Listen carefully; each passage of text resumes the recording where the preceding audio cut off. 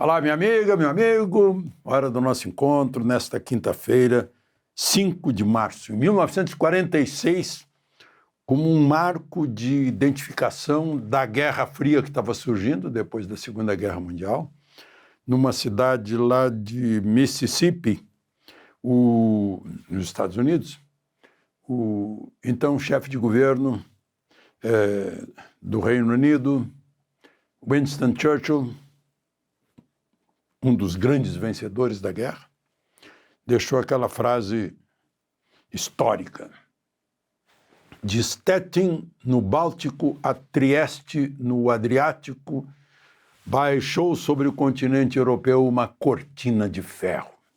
E aí ficou o nome, Atrás da Cortina de Ferro. Os países que a União Soviética acabou dominando, Hungria, Polônia, Tchecoslováquia, né, como butim de guerra, né? E aí começou a Guerra Fria. Aqui no Brasil baixou uma cortina cor de toga desde março de 2019, faz 7 anos, o inquérito do fim do mundo. Agora que estão começando a espiar por baixo da toga para ver o que tem lá. Eu vou falar sobre isso hoje. Lembre-se de se inscrever, de juntar-se a nós e, ao final, de deixar o gostei ou não gostei. Então, depois, não sei se eu já chamo morte, porque está com morte cerebral, né?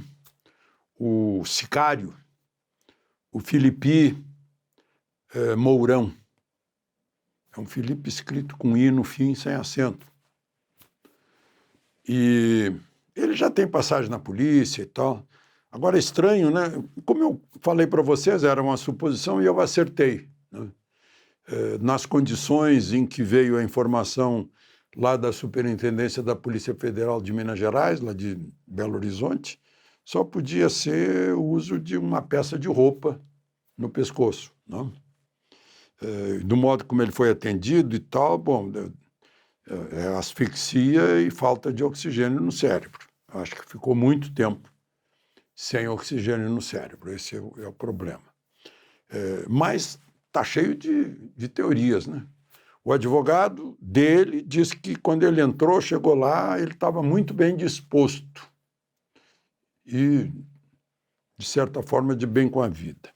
As minhas fontes por lá dizem que ele já tinha falado em delação. Aí já começa, né?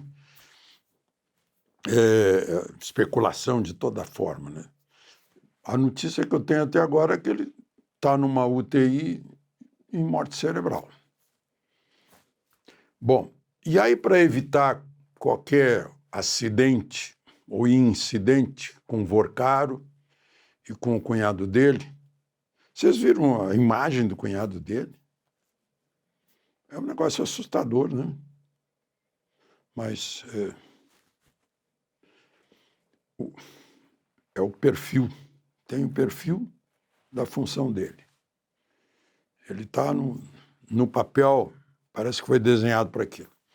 Aí não ficaram na Superintendência de São Paulo, da Polícia Federal, foram levados para um centro de detenção provisória de Guarulhos, acharam que era provavelmente o ministro André Mendonça pedindo informações.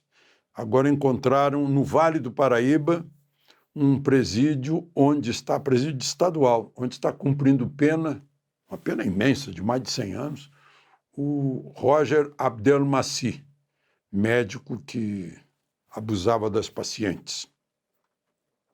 Esse presídio, o lugar lá é Potim, está com metade da lotação. Então não é um presídio difícil de administrar. A lotação é de uns 900, está mais ou menos a metade disso. Então, estão mandando o Vorcaro e o cunhado dele para lá. Enquanto isso, nesta sexta-feira, a segunda turma do Supremo vai decidir sobre o ministro relator André Mendonça submeteu imediatamente a turma, a seus colegas, à ordem de prisão.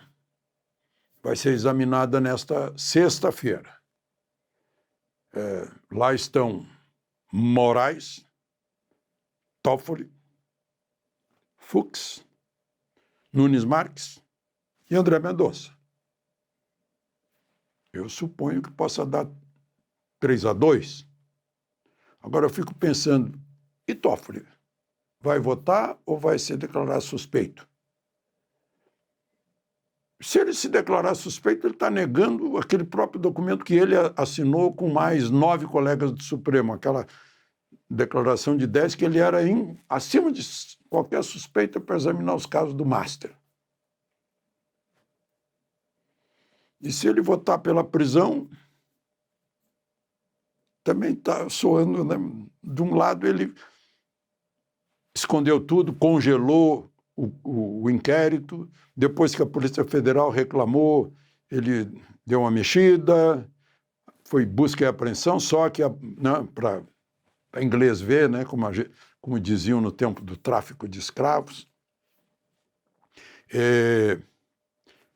busca e apreensão, mas logo blindou, é como se não tivesse havido a busca e apreensão. A mudança de relator não conseguiu segurar para André Mendonça, acenderam-se as luzes, estava uma escuridão sobre o caso Master. Acenderam-se as luzes e a gente fica sabendo das coisas que a Polícia Federal já tinha descoberto. Inclusive as ameaças para moer a Mônica,